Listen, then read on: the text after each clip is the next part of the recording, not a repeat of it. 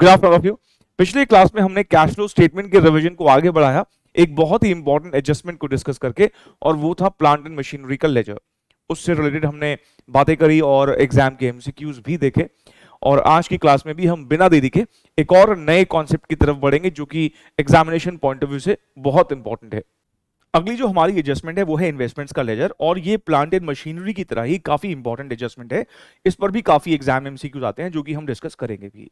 अब आप जरा सोचिए, आप कहीं पर पैसा लगा रहे हैं, कहीं पे इन्वेस्टमेंट्स कर रहे हैं, और जहां भी आप इन्वेस्टमेंट करेंगे ऑफ कोर्स वो आपके लिए एक एसेट क्रिएट करेगा, और अगर एसेट क्रिएट करेगा तो एसेट के बैलेंसेस होते हैं डेबिट। तभी आप देख रहे हैं इसका ओपनिंग बैलेंस यहाँ डेबिट साइड पर है, टू बैलेंस ब्रॉट डाउन।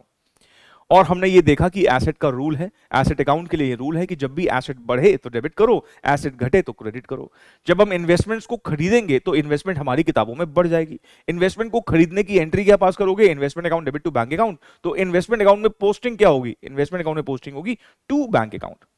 यहां पर हमने एसेट को खरीदा तो वो हमारी किताबों में बढ़ गया, इसलिए आप देख रहे हैं कि ये डेबिट हो रहा है। अच्छा, अगर हम इन्वेस्टमेंट को बेच देंगे तो वो हमारी किताबों से कम हो जाएगा। और इन्वेस्टमेंट को बेचने की एंट्री क्या होती है? Bank account debit to investment. तो इन्वेस्टमेंट अकाउंट में क्या लिखोगे? By bank account. और क्योंकि इससे हमारी किताबों में एक एसेट कम हो रहा है इसलिए ये क्रेडिट हो रहा है। और ये बात हम जान गए हैं कि जब भी हम कोई एसेट बेचते हैं तो बेचते वक्त नुकसान होगा या फायदा होगा। मतलब ये कि प्रॉफिट और लॉस का रिकॉग्निशन इन्वेस्टमेंट के सेल के टाइम पर होता है। खरीदते वक्त कोई प्रॉफिट लॉस का रिकॉग्निशन नहीं होता, हमेशा प्रॉफिट लॉस जो होता है वो बेचते वक्त होता है। तो जरा सोचिए, हम अगर इन्वेस्टमेंट बेच रहे हैं और नुकसान हो गया, तो नुकसान हो गया तो पीएनएल में खर्चे डेबिट होते हैं, नुकसान डेबिट होते हैं, तो पीएनएल डेबिट होना चाहिए। तो हम अगर एंट्री करें पीएनएल डेबिट टू इन्वेस्टमेंट, तो इन्वेस्टमेंट अकाउंट में क्या लिखेंगे? By PNL. बेचेंगे तो नुकसान हो सकता है, फायदा भी हो सकता है। फायदा अगर होगा तो पीएनएल को क्रेडिट करना पड़ेगा, तो investment account debit to PNL. तो आप देख रहे हैं फायदा यहां पर आ जाएगा। और ऐसे ही हम फिर क्या कर देंगे? क्लोजिंग बैलेंस को आगे ले जाएंगे, कैरी फॉरवर्ड कर देंगे, और जब अगले साल में हम लिख देंगे टू बैलेंस ब्रॉट डाउन। अब आपके लिए यहां पर एक नई चीज है। नई चीज क्या है? सर ये क्या लिखा है आपने? बाय डिविडेंड इंटरेस्ट, और ब्रैकेट में लिखा है प्री एक्विजिशन। इसके ऊपर मैं अभी सेपरेटली बात करूंगा। फिलहाल अभी हमने, अगर मैं इसको छोड़ दूं, अभी हमने कहा opening balance, closing balance, purchases और सेल। सेल होगा तो प्रॉफिट या लॉस में से कोई एक चीज भी होगी। और इसके ऊपर अब हम देखते हैं एग्जाम में कौन कौन से एमसीक्यूज आए हुए हैं। 53 तक हमारे हो गए थे, 54 से हमको आगे बढ़ना है। क्वेश्चन नंबर 54 एग्जामिनेशन क्वेश्चन है, दिसंबर 2019 में आया, और ये एक इतना इंपॉर्टेंट क्वेश्चन है, इस जैसे क्वेश्चन कई बार एग्जाम्स में आ चुके हैं। ठीक है, तो इसको आप इंपॉर्टेंट चाहे तो मार्क कर सकते हैं। Pooja limited had the investment of 68 lakhs as on 31st March 2018 and that of 81 lakhs as on 31st March 2019। इसका मतलब इसने हमको इन्वेस्टमेंट का ओपनिंग और क्लोजिंग बैलेंस दिया हुआ है, और क्योंकि लैक्स में इंफॉर्मेशन गिवन है तो क्यों ना हम इस खाते को लैक्स में ही बनाते हैं। ठीक है जी, लैक्स में बना लेते हैं। 68 लाख का ओपनिंग बैलेंस है, 81 लाख का क्लोजिंग बैलेंस है। क्या आप 5-5 जीरो लेके चलेंगे? तो ऐसे लैक्स में बना लेते हैं। फिर कहता है during the year the company has sold 30% of its original investment. कह रहा है ड्यूरिंग द ईयर कंपनी ने 30% अपनी ओरिजिनल इन्वेस्टमेंट, मतलब जो हमारे पास ये इन्वेस्टमेंट बिगिनिंग में थी, इसका 30% बेच दिया। अब आप जरा 68 का 30% निकालिए। सर 68 का 30% आता है 20.4 लाख। अब ध्यान रखें, 20.4 लाख की इन्वेस्टमेंट बेची है तो नुकसान या प्रॉफिट कुछ हो सकता है। इसने बता दिया है कि हमने कितने मुनाफे में बेची है, 9,60,000 के फायदे में बेची है। तो पहले तो ये समझिए कि हम अगर ये इन्वेस्टमेंट बेचेंगे तो यहां पर बाय बैंक तो आएगा ही आएगा, ऑफ कोर्स आएगा। और कितना आएगा? ओरिजिनल इन्वेस्टमेंट जो कि 68 लाख है, उसका 30% इन्वेस्टमेंट बेचा है। ये अगर आप कंप्यूट करोगे तो 20.4 आ रहा है, लेकिन इसमें हमें फायदे पर बेचा है। कितना फायदा हुआ है? क्योंकि लाख्स में हम यहां पर ये अकाउंट आ रहे हैं, तो मैं 9,60,000 पूरा ना लिख के क्या लिखूंगा? 9.6। तो 68 लाख का 30% 20.4 प्लस उसमें 9.6 कर देते हैं, तो 30 लाख रुपए की हमने ये इन्वेस्टमेंट बेची होगी। और क्योंकि प्रॉफिट हुआ है इसलिए हमने देखा था अभी प्रॉफिट हम यहां शो करते हैं, to profit and loss account. और प्रॉफिट यहां शो करने के पीछे क्या लॉजिक होता है, ये बात मैं हालांकि आपको प्लांट एंड मशीनरी के लेजर के थ्रू बता चुका हूं, बट स्टिल मैं फिर से बता देता हूं। फिलहाल यहां पर हमारा कितना आ जाएगा? 9.6। इसको यहां पे डेबिट करने के पीछे एक लॉजिक ये भी रहता है। आप जरा सोचिए, हमने जो इन्वेस्टमेंट बेची है वो बेची है 20.4 लाख की, मुनाफे पे बेची है वो अलग बात है, लेकिन इस 68 के अंदर वो इन्वेस्टमेंट हमारे घर में कितने की आई थी? 20.4 लाख। 68 का 30% कितने की आई थी? 20.4 लाख। अब जरा सोचिए, मैं 20,40,000 की इन्वेस्टमेंट को बेच रहा हूं, तो कायदे से क्रेडिट तो 20,40,000 का ही होना चाहिए। कहा भी यही जाता है कि हमने 20,40,000 की इन्वेस्टमेंट को क्रेडिट किया है, बस क्रेडिट करने का थोड़ा सा तरीका डिफरेंट होता है। अगर आप ध्यान से देखें, हमारा नेट क्रेडिट यहां पर 20.4 का ही है। 30 माइनस 9.6 देखोगे तो नेट क्रेडिट कितना है? 20.4। And what is 20.4? Cost of investments sold. ये क्या है? Cost of investment sold. चलिए, अब हमारा यहां पर जो है जो लेजर है, जितनी बातें बोल रखी थी हमने सब लिख दी है। अब यहां पर उसने हमसे पूछा क्या है? इसने हमसे पूछा है cash inflow and outflow from investment बता दीजिए कितना है। इनफ्लो तो दिख रहा है 30 लाख का है भाई, हमारे पास इन ऑल पैसे कितने आए हैं? 30 लाख रुपए आए हैं। और आउटफ्लो मतलब हमने इन्वेस्टमेंट खरीदी भी है क्या? ये हम देख पा रहे हैं कि यहां पे अगर हम देखेंगे तो अभी अकाउंट हमारा मैच नहीं कर रहा है। इस तरफ जो है हमारी कोई बैलेंसिंग फिगर आ रही है, तो हम यहां पर क्या लिख देंगे? To bank account. तो हम यहां पर लिख रहे हैं टू बैंक अकाउंट। ये हमारी परचेजेस है। बैलेंसिंग फिगर 81 प्लस 30 ये होता है 111। 111 माइनस 68 माइनस 9.6 ये आ रहा है 33.4 लैक्स। ये हमारी इन्वेस्टमेंट परचेज्ड है। तो हमारा इनफ्लो कितने का हो गया? सर हमारा इनफ्लो हो गया है 30 लाख रुपए का, और हमारा आउटफ्लो कितने का हो गया है? हमारा आउटफ्लो हो गया है 33.4 लैक्स का। तो 30 एंड 33.4 ये हमारा आंसर हो जाएगा डी, है ना? D is the answer.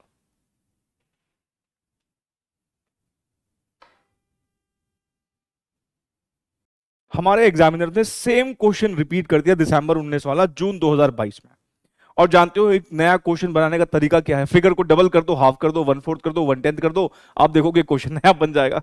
यहां अगर आप देखो ओपनिंग और क्लोजिंग बैलेंसेस कितने दे रखे हैं? ओपनिंग दे रखा है 34 और क्लोजिंग दे रखा है 48.5। ऊपर पता है कितना था? 68 और 81। 68 का हाफ कर दो 34 और 81 का हाफ कर दो 40.5। नहीं, तो आप देख रहे हो ऊपर वाली फिगर्स को हाफ करके अननेसेसरी एक नया क्वेश्चन बनाने की कोशिश की गई है यहां पर। चलिए कोई बात नहीं, लेकिन ध्यान रखें सेम क्वेश्चन है, फिर से एग्जाम में रिपीट हो गया जून 2022 में। हमारा ओपनिंग बैलेंस कितना दे रखा है? 34 लाख का, और क्लोजिंग बैलेंस कितना दे रखा है? 40.5 का। यहां पर भी इसने सेम बात बोली है कि 30% हमने इन्वेस्टमेंट्स बेची है। कितने प्रॉफिट पर? 4.8 लाख पर। 4.8 लाख के प्रॉफिट पर। तो हम यहां पे क्या लिखेंगे? By bank. 34 का 30% निकाल दीजिए। 34 का 30% कितना होता है? सर 34 का 30% होता है 10.2। 10.2 में जोड़ दो 4.8 लाख। 4 प्लस 4 15 लाख रुपए की हमने इन्वेस्टमेंट बेची है। और यहां पर हमें क्या लिखना पड़ेगा? 2 P&L। प्रॉफिट है ना? प्रॉफिट है, कितने का प्रॉफिट है? 4.8 का।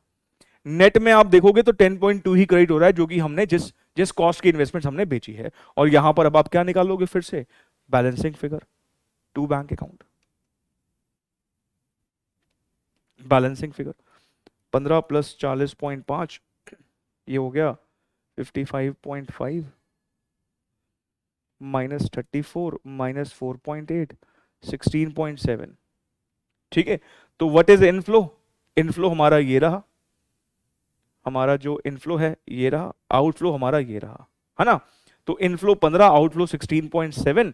Inflow 15, outflow 16.7। ध्यान रखें पहले उसने इनफ्लो पूछा है, बाद में आउटफ्लो पूछा है।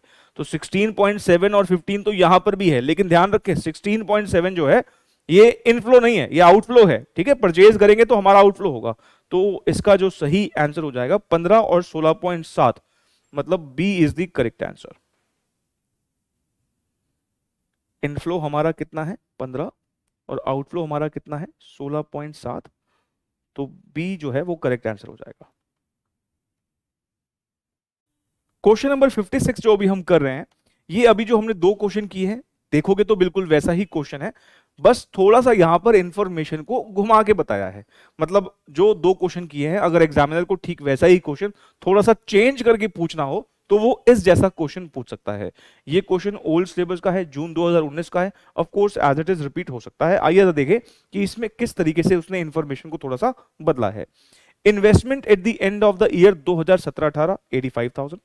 Investment at the end of the year 18-19 70,000। इसका मतलब 85,000 हो गया ओपनिंग बैलेंस और 70,000 हो गया क्लोजिंग बैलेंस। तो ओपनिंग और क्लोजिंग बैलेंस ये तो पहले भी दे रखे थे, कोई दिक्कत नहीं। During the year the company has sold 40% of its original investment at a profit of 50%। ऊपर के दो क्वेश्चनों में क्या था, उसने सीधा सीधा हमें प्रॉफिट का अमाउंट बताया था, यहां पर बोला है कि हमने जो इन्वेस्टमेंट बेची है 50% के मुनाफे पर बेची है। तो मतलब ये कि यहां उसने देखा जाए तो प्रॉफिट का अमाउंट सीधे सीधे नहीं दिया। अच्छा, जो हमने इन्वेस्टमेंट बेची है, what is the cost of investment? Sir 40% investment बेची है, 85,000 का 40% अगर हम निकाल देते हैं तो बताइए कितना आता है सर? 85 का 40% आता है 34,000। 34,000 की कॉस्ट की इन्वेस्टमेंट बेची है, इसमें जोड़ देते हैं प्रॉफिट। अब भाई 34,000 की इन्वेस्टमेंट बेची है 50% मुनाफे पर, इसका मतलब हमने 17,000 का इसमें मुनाफा कमाया है। नहीं, इन्वेस्टमेंट बेची कितने की? 34,000 की, इस पर 50% का मुनाफा कमाया, तो 34,000 का 50% कितना हो गया? 17,000 रुपए। तो हमारा जो सेल प्रोसीड होगा, what is sale proceeds? Sir 34 plus 17 को जोड़ लो, 51,000 आना चाहिए। हाँ जी सर, वही आ रहा है 51,000। तो हम यहां पे क्या लिखें? बाय बैंक 51,000, और यहां क्या लिखेंगे? 2 P&L कितना? 17,000। ठीक है, जब हम बाय बैंक लिखते हैं तो पूरा सेल प्रोसीड लिख देते हैं, लेकिन हम जानते हैं कि हमने जो इन्वेस्टमेंट बेची है वो तो 34 की है, और इसके अंदर 34 ही है, तो क्रेडिट तो 34 ही होना चाहिए। जानते हो, भले ही हम यहां पर 51 लिख रहे हैं, लेकिन दुनिया वाले पता है क्या बोलेंगे? कि इन्वेस्टमेंट क्रेडिट हुआ है 34,000 से। 34,000 से क्यों बोलेंगे? क्योंकि हम नेट क्रेडिट देखते हैं। नेट क्रेडिट कितना है? 34,000 का। क्यों? क्योंकि इन्वेस्टमेंट भी तो 34,000 की ही बेची है, बस दिखाने का तरीका थोड़ा सा अलग होता है। ठीक है जी। अच्छा, अब हम क्या करें यहां पर? अब हमने लिख दिया बाय बैंक, प्रॉफिट भी लिख दिया। अब हम यहां पर बैलेंसिंग फिगर निकाल देते हैं कि कितने की इन्वेस्टमेंट हमने परचेज करी होगी। तो टू बैंक अकाउंट, अब बताइए कितना हो गया? 51,000 प्लस 70,000, ये हो गया 1,21,000 माइनस 85 माइनस 17, 19,000 हो गया बैलेंसिंग फिगर। क्वेश्चन की रिक्वायरमेंट जरूर देखेंगे कि पहले इनफ्लो मांगा है कि आउटफ्लो मांगा है। पहले इनफ्लो है, बाद में आउटफ्लो है। तो हम यहां पर कहेंगे कि इनफ्लो तो हमारा हो गया कितने का? 51,000 का। सेल करने से इनफ्लो होता है, और आउटफ्लो हमारा हो गया 19,000 का। ठीक, तो 51 and 19, 51 and 19, B is the correct answer.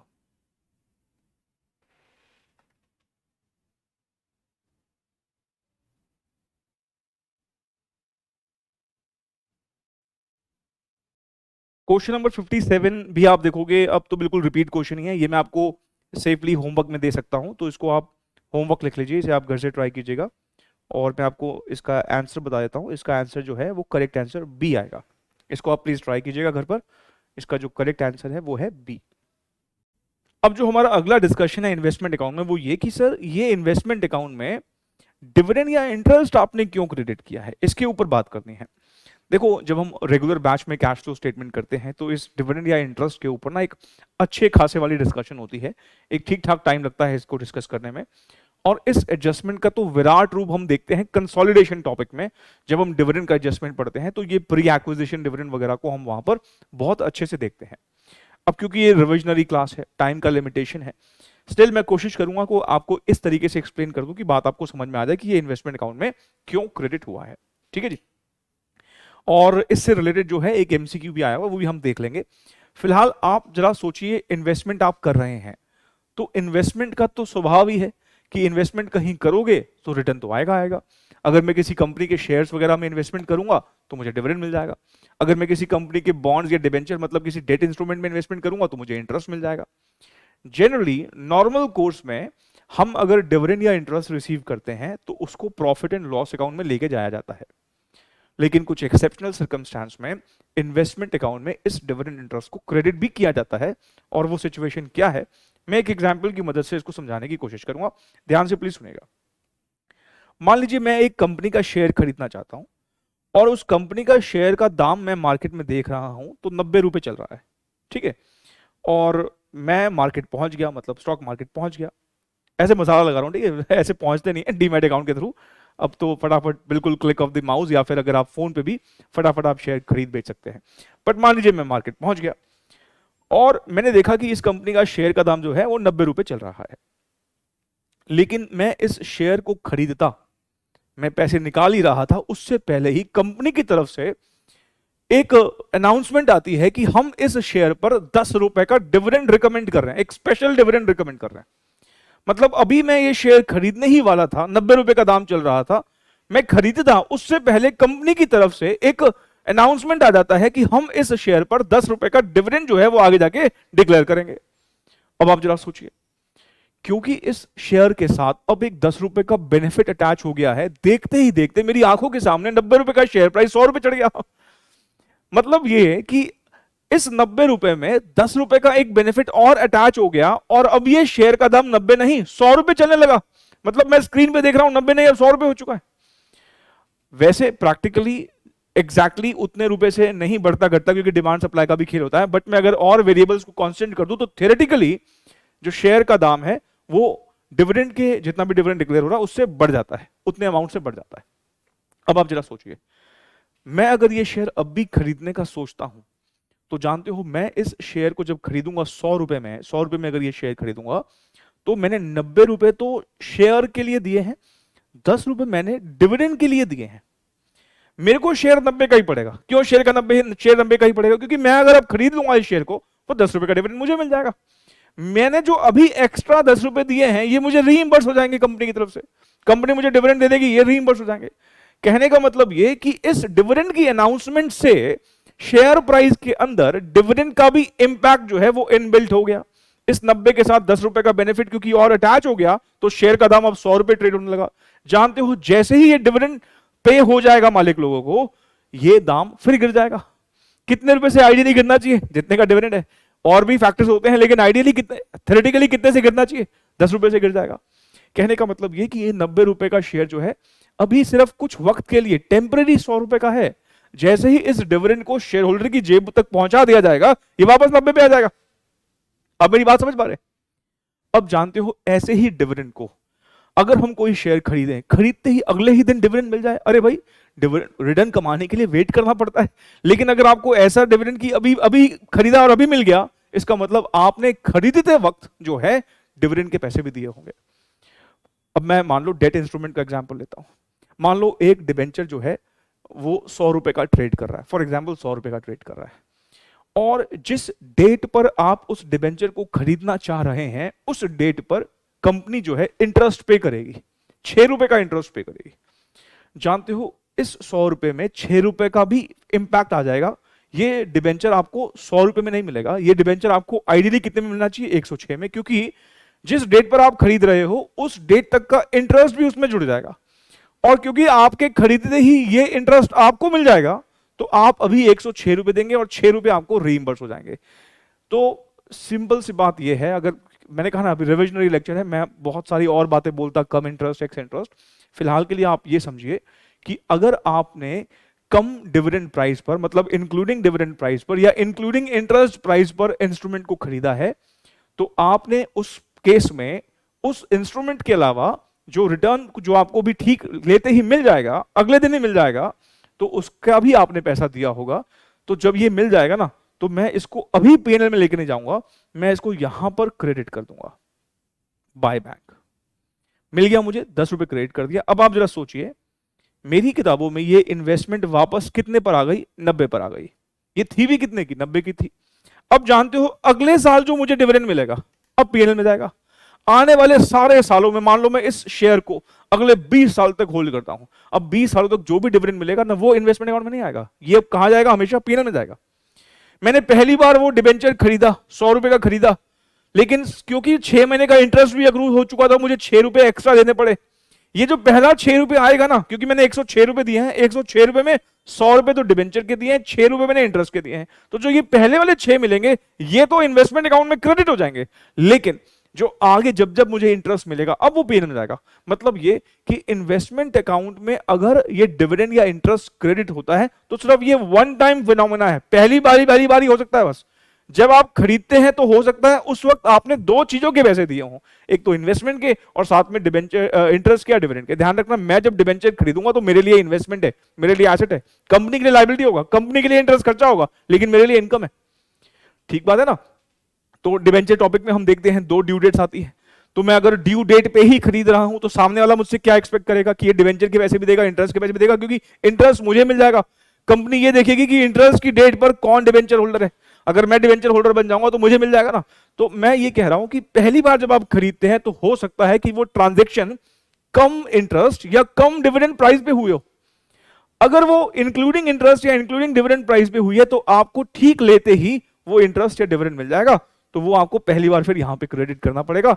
लेकिन अब इस इन्वेस्टमेंट को आप अगले 20 सालों तक अपने पास रखेंगे तो कोई दिक्कत नहीं है, हर साल जो जो डिविडेंड आएगा वो अब पीएनएल में जाएगा।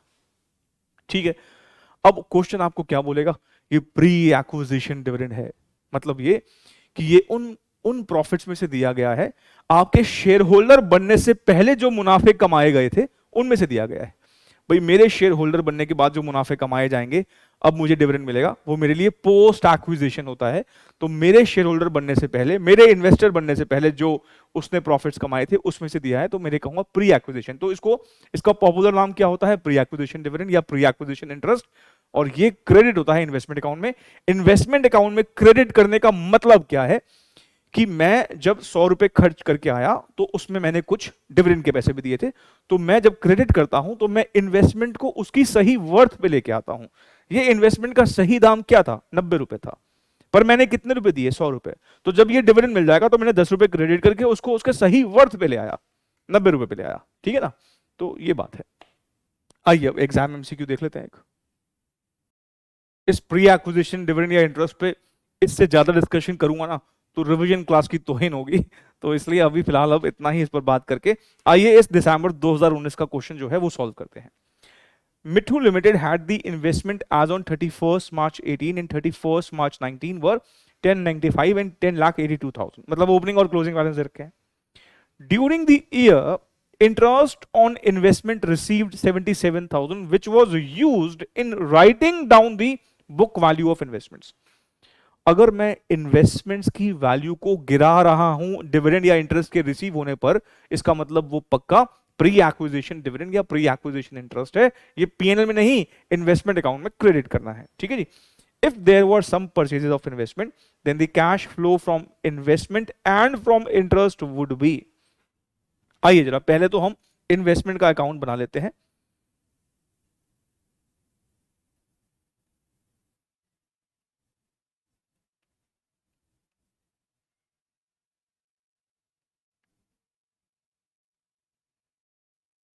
टू बैलेंस ब्रॉट डाउन, कितना बैलेंस है, 10,95,000 बाय बैलेंस कैरेट डाउन 10,82,000। ठीक है जी। अब ये इंटरेस्ट हमें मिल रहा है और क्योंकि इसने खुद ही बोला है कि हमें इन्वेस्टमेंट की वैल्यू को राइट डाउन करना है, तो मैं यहां पर क्रेडिट कर रहा हूं।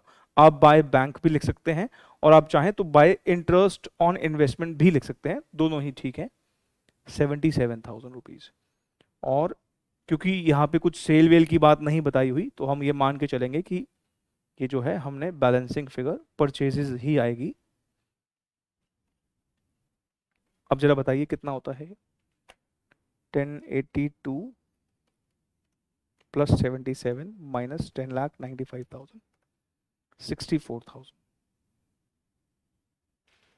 ठीक है। अब क्वेश्चन की रिक्वायरमेंट देखो क्या है, if there were some purchases of investment then cash flow from investment and from interest would be. अब आप जरा मुझे बताइए 64,000 क्या है सर, ये इन्वेस्टमेंट खरीदने की बात हो रही है, दिस इज आउटफ्लो। ये क्या है, ये आउटफ्लो है। तो हमारा आउटफ्लो यहां पर अगर हम देखें तो कितने का है, आउटफ्लो हमारा 64,000 का है। इंटरेस्ट का मिलना हमारे लिए इनफ्लो है, 77,000 का इनफ्लो है। तो 77,000 इनफ्लो, 64 आउटफ्लो, तो इसका मुझे सही आंसर लग रहा है सी, है ना। सी में क्या बोला है, 77 का इनफ्लो है और 64,000 का जो है वो आउटफ्लो है। मैं एक छोटी सी चर्चा यहां पे और कर देता हूं। देखो जब हमें इंटरेस्ट या डिविडेंड मिलता है तो हम पहली एंट्री क्या करते हैं, bank account debit to dividend account, और फिर इस डिविडेंड को हम ले जाते हैं पीएनएल में, डिविडेंड टू पीएनएल। लेकिन अगर वो डिविडेंड ऐसे वाला है, प्री एक्विजिशन वाला है, तो हम बैंक टू डिविडेंड तो करेंगे, लेकिन फिर डिविडेंड को कहां ले जाएंगे, पीएनएल में नहीं, dividend to investment, interest to investment. ठीक है। और आप चाहें तो सीधा नेट एंट्री कर सकते हैं bank account debit to investment account. भाई bank to dividend, dividend to investment, dividend तो आपस में कैंसिल हो गया ना, तो सीधा बैंक टू इन्वेस्टमेंट भी हो सकती है। इसलिए आप चाहें तो यहां पर सीधा बाय बैंक भी लिख सकते हैं, और अगर चाहें तो बाय इंटरेस्ट या बाय डिविडेंड भी लिखा जा सकता है।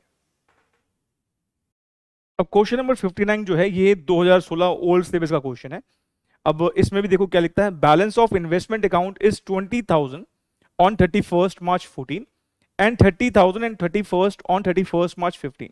इसका मतलब ओपनिंग और क्लोजिंग बैलेंस दे रखे हैं, 20,000 का ओपनिंग बैलेंस है और 30,000 का क्लोजिंग बैलेंस है। ठीक है जी। As per additional information dividend received ₹3,000, कह रहा डिविडेंड तो 3,000 मिला है, लेकिन 1,000 का डिविडेंड ही ऐसा है जो प्री एक्विजिशन प्रॉफिट्स का मिला है, प्री एक्विजिशन प्रॉफिट से मिला है, और ये इन्वेस्टमेंट अकाउंट में क्रेडिट होना चाहिए। ध्यान रखें 3,000 का जो डिविडेंड मिला है इसमें से 2,000 का डिविडेंड पोस्ट एक्विजिशन है। ये पोस्ट एक्विजिशन प्री एक्विजिशन को हम बहुत अच्छे से समझते हैं कंसोलिडेशन टॉपिक में। फिलहाल के लिए आप ये समझिए कि पोस्ट एक्विजिशन तो पीएनएल में ही जाता है, प्री एक्विजिशन डिविडेंड जो है वो इन्वेस्टमेंट अकाउंट में क्रेडिट होता है, क्योंकि इस 1,000 के हमने पैसे दिए होंगे। जो 2,000 है ना, ये हमने इन्वेस्टमेंट को होल्ड किया है, 3 में से जो हमें 2,000 मिला है वो हमारी कमाई है, हमने इन्वेस्टमेंट को होल्ड किया है, उस वजह से हमको मिला है। लेकिन जो 1,000 एक्स्ट्रा मिला है ये इसलिए मिला है क्योंकि हमने खरीदते वक्त इसके पैसे दिए थे। अब जब ये मिल जाएगा तो इसी से मैं इन्वेस्टमेंट को अपनी कम कर दूंगा, क्योंकि जब मैंने इन्वेस्टमेंट खरीदी थी तो महंगी खरीदी थी, अब मैं इन्वेस्टमेंट को क्रेडिट करके अपनी इन्वेस्टमेंट की वैल्यू को सही वैल्यू पे लेके आऊंगा। तो आप जरा समझिए 3,000 का डिविडेंड भले ही आपको मिला है, लेकिन इन्वेस्टमेंट अकाउंट में सिर्फ कितने को क्रेडिट करना है, जो प्री एक्विजिशन है, मतलब हम सिर्फ 1,000 ही क्रेडिट करेंगे। इसने आपसे पूछा क्या है, अमाउंट ऑफ इन्वेस्टमेंट परचेज्ड और sold during the year. Sale की बात तो यहां पर हो ही नहीं रही है, आप देखेंगे तो डेबिट साइड पर ही बैलेंसिंग फिगर आ रहा है, इसका मतलब यहां पर डेबिट साइड पे तो परचेज ही आता है, सेल थोड़ी आता है, सेल तो क्रेडिट साइड पर आता है। तो बाय बैंक अकाउंट कितने रुपए की इन्वेस्टमेंट ली है आपने, 11,000 रुपए बैलेंसिंग फिगर, तो 11,000 परचेज जो है वो हमारा करेक्ट आंसर हो जाएगा, B is the correct answer. देखिए अगला एमसीक्यू करवाने से पहले ना मुझे आपके साथ एक छोटा सा डिस्कशन करना है। हालांकि मैं इनडायरेक्टली इसके बारे में बोल चुका हूं 2-3 बार, बट स्टिल मैं इसके बारे में बात फिर से कर लेता हूं। देखिए हमारा मान लीजिए एक एसेट है जिसकी वैल्यू हमारी किताबों में 20 लाख रुपए की चल रही है, और हमने ना ये एसेट 22 लाख का बेच दिया, मतलब हमने 2 लाख रुपए के प्रॉफिट पर बेचा है। तो फिर हम क्या करेंगे, यहां पर बाय बैंक लिखेंगे 22 लाख रुपए, और यहां पर प्रॉफिट शो कर देंगे, 2 P&L शो कर देंगे, कितने रुपए का, 2 लाख रुपए का। ठीक है, भले ही आपने यहां पर इस एसेट अकाउंट को 22 लाख से क्रेडिट किया है, पर जानते हो दुनिया वाले क्या बोलेंगे, दुनिया वाले ये बोलेंगे कि हमारा ये जो एसेट अकाउंट है ये 20 लाख से क्रेडिट हुआ है। भाई जब मेरी किताबों में एसेट 20 लाख का है तो वो 22 से क्रेडिट हो ही कैसे सकता है। हम बस दिखाने के लिए पहले 22 लिख देते हैं, फिर 2 डेबिट कर देते हैं, लेकिन दुनिया वाले पता है क्या बोलेंगे कि हमारा एसेट अकाउंट जो क्रेडिट हुआ है वो 22 से नहीं 20 से क्रेडिट हुआ है। नेट क्रेडिट को हम जनरली रिकॉग्नाइज करते हैं, मतलब 20 लाख से क्रेडिट हुआ। और बहुत ऑब्वियस लॉजिक है, जब मेरी किताबों में एसेट 20 लाख का है तो वो 22 से क्रेडिट हो ही कैसे सकता है।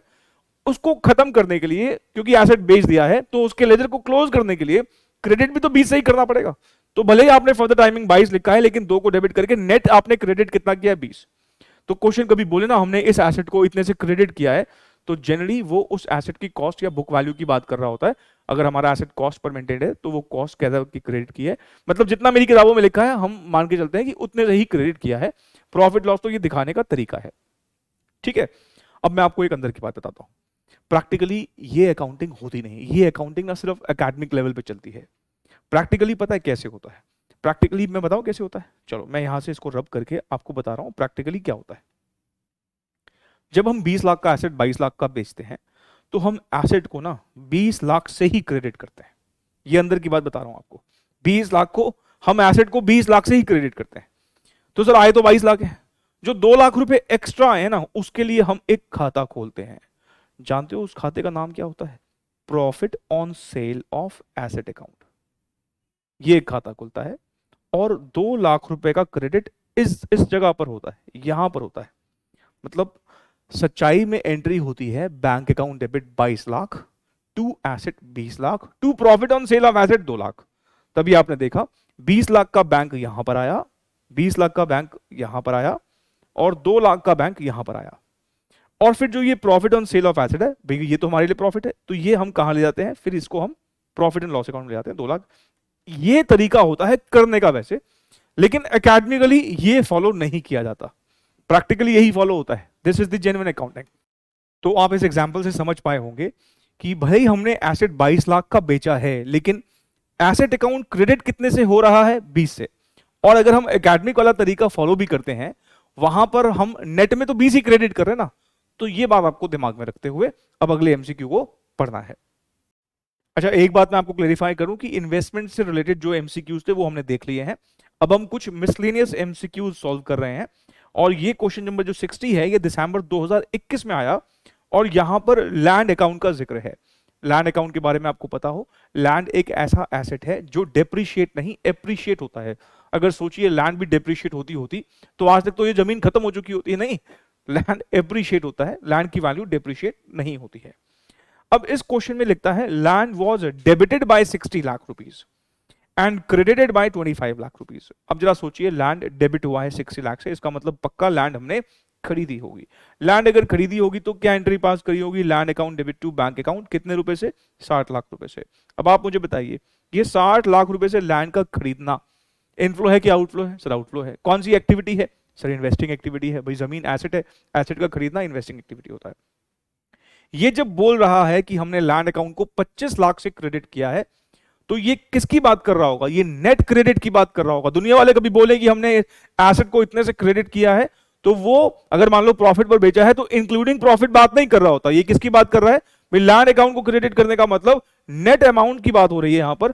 तो 25 लाख से क्रेडिट करने का मतलब है, क्योंकि यहां पर आप देख रहे हैं profit on sale of land है, कह रहा हमने अपना प्रॉफिट एंड लॉस अकाउंट मतलब इनकम स्टेटमेंट देखा, तो हमें वहां पर profit on sale of land देखा 2 लाख रुपए का। इसका मतलब ये कि ये लैंड जो है हमने 27 लाख की बेची होगी। ये 25 लाख रुपए का क्रेडिट करने का मतलब इसमें प्रॉफिट नहीं है, ये नेट क्रेडिट की बात कर रहा है। तो मैं अगर आपसे ये पूछूं कि कैसे लैंड अकाउंट में डिस्क्लोजर्स दिख रहे होंगे, वो कुछ ऐसे दिख रहा होगा, बाय बैंक 27 और यहां 2 P&L कितना, 2 लाख। मतलब ये अगर बात कर रहा है तो पक्का नेट की बात कर रहा है, ठीक है ना। ये नहीं बोल सकता कि 25 लाख रुपए क्रेडिट किया इंक्लूडिंग प्रॉफिट, ना, ये नेट की बात कर रहा है। और मैंने आपको कहा ना प्रैक्टिकली कैसे होता है, भाई सोचिए प्रैक्टिकली कुछ ऐसा होगा, हम जब 25 लाख रुपए की लैंड बेचेंगे तो हम लैंड अकाउंट को तो 25 लाख से ही क्रेडिट करेंगे, इसमें प्रॉफिट आता ही नहीं है। प्रैक्टिकली 2 लाख का प्रॉफिट एक अलग खाते में चले जाता है। आप समझ पा रहे हो बात, प्रैक्टिकली ऐसे होता है। लेकिन ये प्रैक्टिकली फॉलो होता है, एकेडमिकली ये फॉलो नहीं होता। एकेडमिकली ये फॉलो होता है, लेकिन अगर एकेडमिकली ये भी फॉलो होता है, मतलब थोड़ी बदल जाएगा। मतलब तो कहने का यही रहेगा कि 25 लाख से अगर क्रेडिट किया है तो वो नेट क्रेडिट की बात कर रहा है कि इतने की जमीन बेची है। बेची कितने में है वो एक अलग बात है, लेकिन इतने की जमीन बेची है। तो 25 लाख रुपए जो है हमने बताया कि लैंड अकाउंट क्रेडिट हुआ है, तो प्रॉफिट इसमें लेकिन इंक्लूड नहीं है। तो इनफ्लो कितने का हुआ होगा, 27 लाख रुपए का, क्योंकि 2 लाख रुपए का प्रॉफिट है। अब हमें यहां पर ये बोला गया है all transactions related to land account were cash transactions, ताकि ये इसलिए बोला है ताकि हम इसको कैश फ्लो स्टेटमेंट में लेके जा सकते हैं, ये बात क्लैरिफाई करने के लिए। These transaction would be shown in the statement of cash flow as 60 lakh cash provided by investing activities and 25 lakh cash disbursed for investing activity. Disbursed का मतलब होता है आउटफ्लो, और प्रोवाइडेड मतलब इन्वेस्टिंग एक्टिविटीज ने हमें कैश प्रोवाइड किया, मतलब इनफ्लो। तो यहां प्रोवाइड का मतलब किससे है, प्रोवाइड का मतलब यहां पर इनफ्लो से है, और डिसबर्स का मतलब किससे है, आउटफ्लो से है। अब आप मुझे बताइए, अभी इस क्वेश्चन में हमारा इनफ्लो कितने का है, इनफ्लो 27 का है और आउटफ्लो 60 का है। मतलब ये कि प्रोवाइड किया है हमें इन्वेस्टिंग एक्टिविटीज ने 27 लाख रुपए, और हमने डिसबर्स कितना किया है, 60 लाख रुपए। तो मुझे जो इसका सही आंसर लग रहा है वो बी लग रहा है। 27 lakh cash provided by investing activities, मतलब इन्वेस्टिंग एक्टिविटीज के थ्रू हमें कैश प्रोवाइड किया गया है 27 लाख रुपए का, और हमने 60 लाख रुपए का कैश डिसबर्स किया है इन्वेस्टिंग एक्टिविटीज, लैंड का परचेज करना। बाकी आप देखोगे आपको अलग अलग ही चीजें दिखेंगी जो कि नहीं होंगी, तो इसका करेक्ट आंसर हो जाएगा बी। एक बच्चे का सवाल है कि सर इसमें तो आप यहां पे प्रॉफिट को 2 P&L कर रहे हैं, और जो कह रहे हो कि प्रैक्टिकली होता है यहां तो आप बाय कर रहे हो। अरे भाई यहां बाय बैंक है, यहां बाय बैंक है। ऊपर वाले केस में 25-27 एक साथ क्रेडिट हो जाता है, और फिर यहाँ 2P&L आता है। यहां पर भी देखोगे इस प्रॉफिट एंड लॉस अकाउंट को हम 2P&L करके तो लेके जाएंगे। देखो ना 2 लाख रुपए कहां चले जाएगा, P&L चले जाएगा, यही यही आएगा ना ultimately. Profit and loss account तो क्या होना चाहिए, क्रेडिट होना चाहिए। क्यों, क्योंकि प्रॉफिट है, प्रॉफिट एंड लॉस अकाउंट में क्रेडिट होते हैं और खर्चे डेबिट होते हैं। आप एंट्री देखो ना, प्रॉफिट टू P&L, तो P&L अकाउंट में आपने क्या किया, P&L अकाउंट में क्या लिखोगे, by profit on sale of land. Question number 61 old syllabus June 2021 का क्वेश्चन है, हमारे एग्जाम में एज इट इज आ सकता है। कह रहा है balance of property account, property account का बैलेंस जो है वो है 20,000 17,000 ओपनिंग और क्लोजिंग। तो हम पहले ये ओपनिंग और क्लोजिंग बैलेंस लिख लेते हैं 20,000 17,000, ठीक है। उसके बाद कहता है profit on sale of property 2,000 is credited to capital reserves account. देखो वैसे हम प्रॉफिट को जाते हैं, ले जाते हैं कहां पर, प्रॉफिट एंड लॉस अकाउंट में, लेकिन यहां पे कहां लेके गए हैं, कैपिटल रिजर्व अकाउंट में। तो कोई प्रॉब्लम नहीं है, यहां हम 2P&L की जगह, यहां 2P&L की जगह कैपिटल रिजर्व लिख देंगे। भाई हमें क्या प्रॉब्लम हो सकती है, 2,000 का प्रॉफिट है ना, वैसे P&L में लेके जाते हैं, ये कह रहा है कैपिटल रिजर्व ले जाओ, कोई बात नहीं, कैपिटल रिजर्व में ले जाते हैं। अगर मान लो आप कैपिटल रिजर्व का खाता बनाओगे, सपोज कैपिटल रिजर्व का खाता बनाओगे, तो क्योंकि ये भी तो एक प्रॉफिट का ही अकाउंट है, लेकिन ये कैपिटल नेचर का प्रॉफिट है, तो वो यहीं पे आएगा ना, अगर पोस्टिंग करोगे बाय प्रॉपर्टी यहीं पे आएगा, ठीक है। तो कोई दिक्कत नहीं है, इसने कहा है कैपिटल रिजर्व ले जाओ, हम कैपिटल रिजर्व में ले जाएंगे, क्या प्रॉब्लम है। कह रहा new property costing ₹5,000 bought in the year 2020। कह रहा हमने एक नई प्रॉपर्टी भी खरीदी है, टू बैंक अकाउंट। कितने की खरीदी है, 5,000 की खरीदी है। कह रहा अब सेल प्रोसीड बता दो, सेल प्रोसीड मांगा है इसने, कॉस्ट वॉस्ट नहीं मांगा। कह रहा है जो इस प्रॉपर्टी से सेल प्रोसीड आया है, सेल प्रोसीड में प्रॉफिट भी इंक्लूड होता है। ऑफ कोर्स आपने जब यहां प्रॉफिट को डेबिट मार दिया, अब जो यहां पर बाय बैंक आएगा उसके अंदर प्रॉफिट भी इंक्लूड ही होगा। अच्छा कितना हो गया जरा बताओ, 20 27,000, 27,000, ये आ गया 10,000। जानते हो इसका क्या मतलब है, अगर मैं आपसे ये पूछूं कि दुनिया वाले क्या बोलेंगे, बताओ कितने से क्रेडिट हुआ है, जानते हो दुनिया वाले क्या बोलेंगे, दुनिया वाले बोलेंगे कि हमारा प्रॉपर्टी का अकाउंट 8,000 से क्रेडिट हुआ है। क्योंकि भले ही पैसा 10,000 आया हो, उस 10,000 के अंदर 2,000 का तो क्या है, प्रॉफिट है, ठीक है। लेकिन इसने हमसे ये नहीं पूछा कि क्रेडिट कितने से हुआ है, इसने हमसे ये पूछा है सेल प्रोसीड बताइए। सेल प्रोसीड हमारा 10,000 है, और वो हम यहां पर देख पा रहे हैं, B is the correct answer, B is the correct answer. Regular batch होता तो मैं और बहुत सी बातें करता और बहुत से और एग्जाम्पल ले लेके आपको एक्सप्लेन करता, बट ठीक है, रिवीजन बैच में भी हम कोई कमी नहीं छोड़ रहे हैं। क्वेश्चन नंबर 62, ये भी ओल्ड सिलेबस का क्वेश्चन है, हमारे एग्जाम में एज इट इज आ सकता है। ये डिबेंचर के खाते से रिलेटेड है। In the books of ABC limited the balance of 5% debentures of the face value of ₹100 each at the beginning of the year was ₹1 lakh. मतलब डिबेंचर का ओपनिंग बैलेंस 1 लाख है। मैं डिबेंचर को यहां पर क्रेडिट साइड पे क्यों लिख रहा हूं, क्योंकि लायबिलिटी है, लायबिलिटी के खाते जो होते हैं उनके क्रेडिट बैलेंसेस होते हैं। और एंड में ये बैलेंस कितना है, एंड में ये बैलेंस 70,000 रुपए का है। अगर क्वेश्चन में कुछ भी और ना लिखा हो तो ये साफ साफ क्लियर है कि डिबेंचर अगर 1 लाख रुपए से 70,000 हुए हैं, that means we have redeemed debentures worth ₹30,000। 30,000 के डिबेंचर्स जो हैं वो रिडीम हुए हैं, ठीक है जी। चलिए आगे पढ़ते हैं क्या लिखता है। At the end of the year ₹20,000 5% debentures were redeemed by purchase from open market at the rate of ₹96। Open market operations को हम कैसे डील करते हैं डिबेंचर्स में, हम बहुत डिटेल में और बढ़िया से पढ़ते हैं। अगर आपको डिबेंचर्स टॉपिक पूरा अच्छे से देखना हो तो वो हमने पूरा का पूरा यूट्यूब पर अपलोड कर रखा है, वो रेगुलर बैच का पूरा अपलोड कर रखा है। तो आप प्लेलिस्ट वाले सेक्शन में जाएंगे तो वहां पर आपको डिबेंचर्स की पूरी प्लेलिस्ट मिल जाएगी। वो रिवीजन क्लास नहीं है, रेगुलर बैच का है। नोट्स आपको किसी भी वीडियो के डिस्क्रिप्शन से मिल जाएंगे, नहीं तो आप मुझे डायरेक्टली भी व्हाट्सएप कर सकते हैं, मैं अपना नंबर ऑलरेडी रिवीजन क्लासेस में दे चुका हूं, ठीक है। फिलहाल यहां पे ओपन मार्केट ऑपरेशन से हमने 20,000 के डिबेंचर्स खरीदे हैं, लेकिन एक डिबेंचर ना 96 रुपीज का खरीदा है। इसका मतलब ये हुआ, यहां पर हम ये कहेंगे कि हमने पैसे तो दिए हैं भाई, 20,000 रुपए, ये क्या है, ये फेस वैल्यू है। 100 रुपए का एक डिबेंचर, इसका मतलब 200 डिबेंचर हमने 96 रुपए के हिसाब से खरीदे हैं। 200 का 96 से मल्टीप्लीकेशन करते हैं तो 19,200 रुपए। अब आप जरा सोचिए, 20,000 के डिबेंचर आपने 19,200 में खरीदे हैं, इसका मतलब आपको फायदा हुआ है। इसको हम पता है क्या बोलते थे, प्रॉफिट ऑन रिडेम्पशन। क्या बोलते थे, प्रॉफिट ऑन रिडेम्पशन। कितने का प्रॉफिट हुआ है? 800 रुपए का। 200 इंटू 4 कह लो आप, या फिर 20,000 में से 19,200 घटा लो। अब ये ओपन मार्केट ऑपरेशन को हम डिबेंचर्स में बहुत बढ़िया से डील करते हैं। अच्छा, अब बाकी के 10,000 की कोई इंफॉर्मेशन नहीं दे रखी।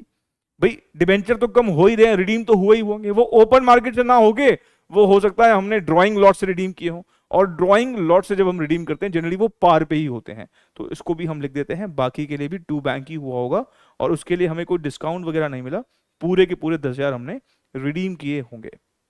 अब ध्यान से मेरी बात को सुनेंगे। 20,000 के डिबेंचर के लिए आपने 19,200 रुपए दिए हैं, और 10,000 डिबेंचर के लिए आपने पूरे के पूरे 10,000 दिए हैं। तो what is the total outflow? Total outflow है वो 29,200 का है। तो हम यहां पर, क्योंकि भाई रिडीम हो रहे हैं ना, पैसे आपके जेब से गए हैं, तो what is the total outflow? Total outflow is 19,200 जो ओपन मार्केट से हमने खरीदे हैं, और 10,000 रुपए नहीं बता रखा, तो ऑफकोर्स ये जो है ड्रॉइंग लॉट्स वाले ही होंगे। तो टोटल आउटफ्लो हमारा 29,200 का है। B is the answer.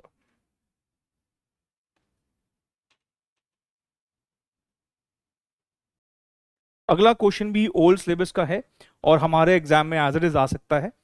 आइए जरा इसमें देखिए क्या लिखता है। कह रहा preference share capital of 5 lakh rupees was redeemed at a premium of 10%। पहले आप मुझे एक बात बताइए, प्रेफरेंस शेयर कैपिटल को रिडीम कर रहे हैं, 10% प्रीमियम पे रिडीम कर रहे हैं, इसका मतलब आपको 5.5 लाख रुपए का इनको कैश देना पड़ेगा। इसका मतलब ये हुआ कि यहां पर एक कैश आउटफ्लो हो रहा है। कैश आउटफ्लो होगा, कितने रुपए का कैश आउटफ्लो होगा? 5.5 लाख रुपए का होगा। अगर आपको प्रेफरेंस शेयर कैपिटल का याद है, अगर आपने redemption of preference share capital पढ़ा है, तो आपको पता होगा कि वहां पे हम प्रेफरेंस शेयर कैपिटल को रिडीम करते हैं इधर आउट ऑफ डिविजिबल प्रॉफिट्स, मतलब एक सीआरआर क्रिएट करना पड़ता है, और out of the proceeds of fresh issue of shares. यहां पर वो बोल रहा है कि हमने जो ये रिडीम किया है, पार्टली रिडीम किया है out of the proceeds of issue of 20,000 equity shares of ₹10 each issued at 10% premium.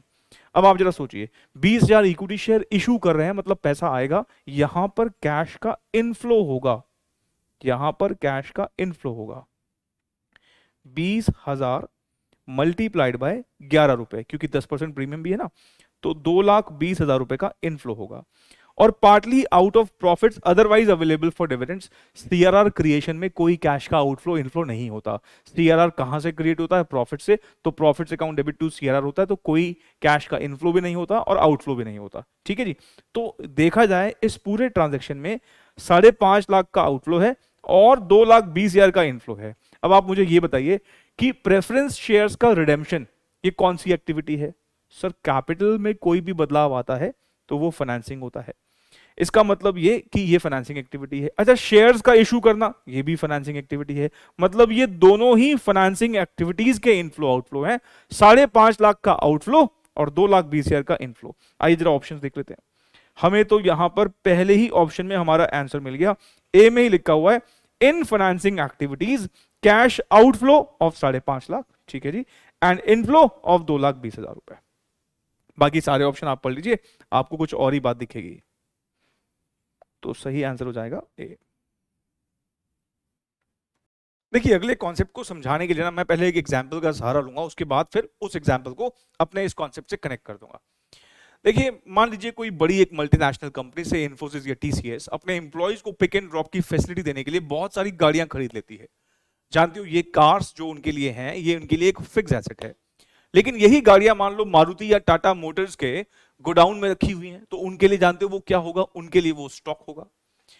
Domino's अपने पिज्जा की डिलीवरी के लिए बहुत सारी बाइक्स खरीद लेती है, तो वो बाइक उनके लिए क्या है? वो बाइक उनके लिए एक फिक्स एसेट है। लेकिन यही बाइक्स अगर बजाज के गोडाउन में देखेंगे तो उनके लिए वो स्टॉक है। कहने का मतलब ये कि अगर हम किसी ऐसी चीज में डील कर रहे हैं जो हमारा बिजनेस है, तो हमारे लिए वो स्टॉक हो जाता है। लेकिन एक ऐसी ऑर्गेनाइजेशन जो उसको एज एन एसेट यूज कर रही है, तो वो उसके लिए वो एक एसेट कहलाएगा, एक फिक्स एसेट कहलाएगा।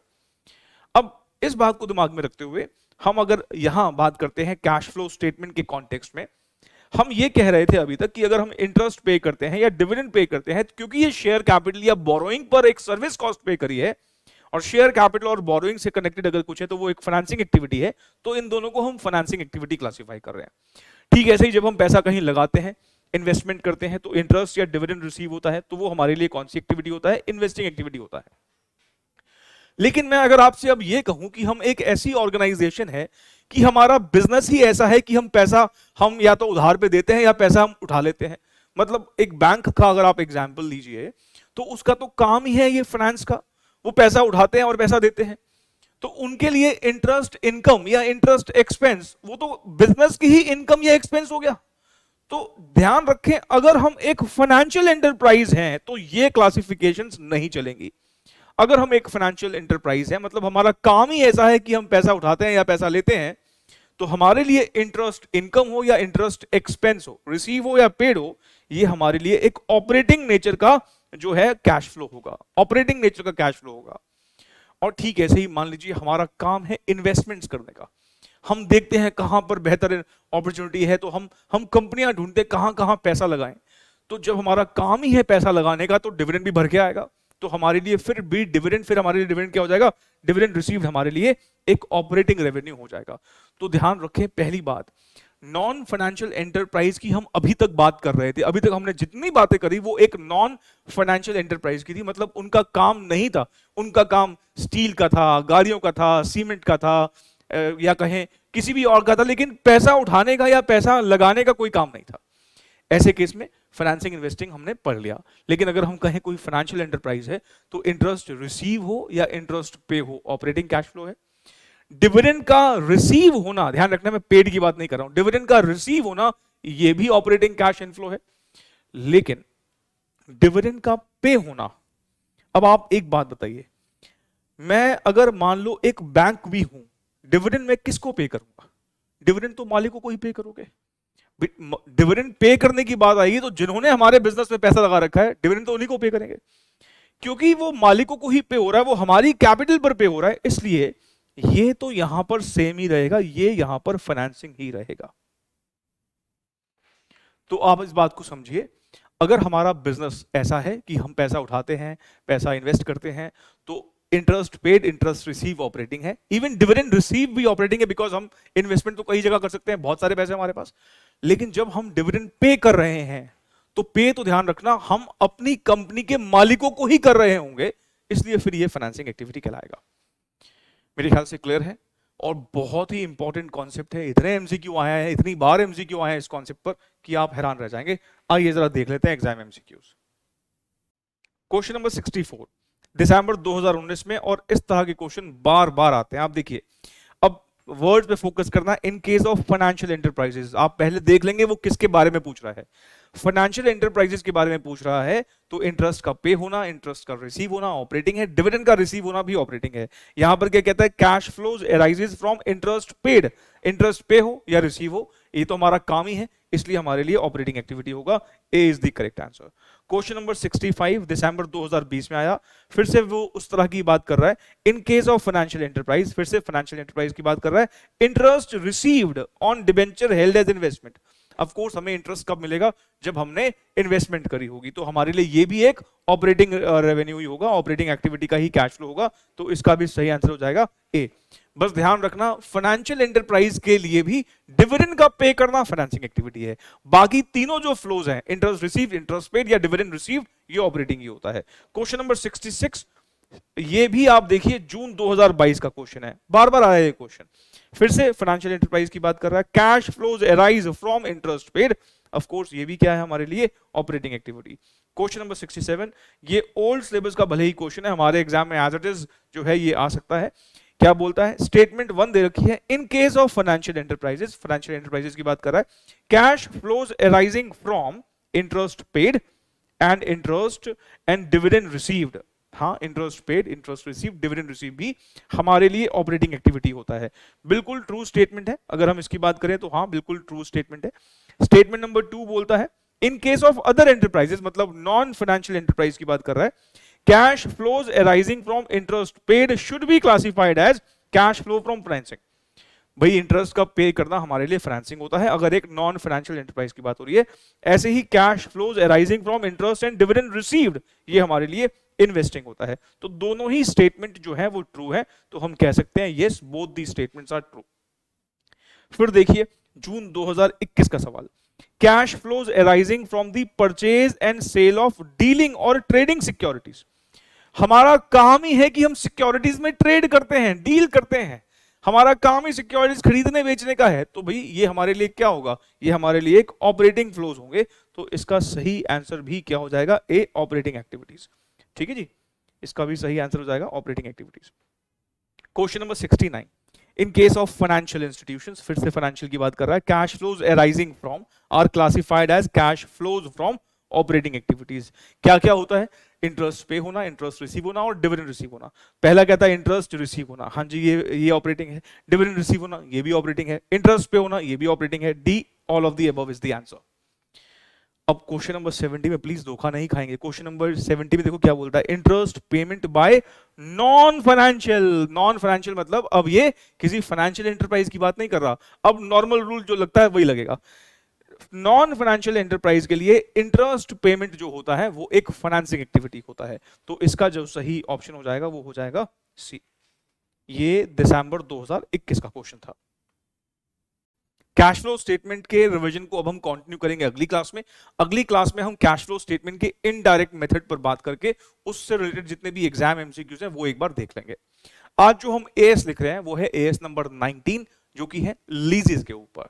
ठीक है, मुझे अब जरा 6 से लेकर 10 तक याद दिलाओगे कौन कौन से थे। सर 6 था डेप्रिसिएशन अकाउंटिंग के ऊपर, जो कि अब नहीं रहा, वो एएस 10 के साथ मर्ज हो चुका है। 7 नंबर है कंस्ट्रक्शन कॉन्ट्रैक्ट्स के ऊपर। 8 विड्रॉन है। 9 रेवेन्यू रिकॉग्निशन पर है। और 10 जो था वो था प्रॉपर्टी प्लांट एंड इक्विपमेंट। 6 से 10 एक बार फिर से गिनवाओ। 6 डेप्रिसिएशन अकाउंटिंग पर, जो अब नहीं रहा। 7 कंस्ट्रक्शन कॉन्ट्रैक्ट्स। 8 विड्रॉन है। 9 रेवेन्यू रिकॉग्निशन और 10 नंबर था प्रॉपर्टी प्लांट एंड इक्विपमेंट। अच्छा 16 से लेकर 19 तक बताओ। सर 16 नंबर था बोरोइंग कॉस्ट। 17 नंबर था सेगमेंट रिपोर्टिंग। 18 नंबर था रिलेटेड पार्टी डिस्क्लोजर्स। और 19 जो है वो है लीजेस के ऊपर। आज जो हम एब्रीविएशन लिख के जा रहे हैं वो एब्रीविएशन है वैल्यू एडेड स्टेटमेंट, वैस, VAS, वैल्यू एडेड स्टेटमेंट। अच्छा मुझे जरा आप याद दिलाओगे, हमारी जो अकाउंटिंग स्टैंडर्ड बोर्ड से रिलेटेड कुछ हमने लिखी थी फुल फॉर्म्स, कुछ 6 थी। पहले simply ASB accounting standard board, ASB के आगे आई लगा दे तो international accounting standard board, ASB के आगे ए लगा दे तो Australian accounting standard board, NZ लगा दे तो New Zealand accounting standard board, ASBJ accounting standard board of Japan. और ऐसे ही अगर हम IPS ASB बोले तो international public sector accounting standard board. ASB का काम क्या होता था, बेसिकली ये अकाउंटिंग स्टैंडर्ड्स फॉर्मुलेट करने का काम करती है। और हमारे यहाँ पर जो हमारे इंडिया में है उसको हम सिंपली ASB बोलते हैं, मतलब accounting standard board full form है। आज हमने कौन सा लिखा है, VAS, वैल्यू एडेड स्टेटमेंट। मिलते हैं अगली क्लास में। Thank you so very much, take care.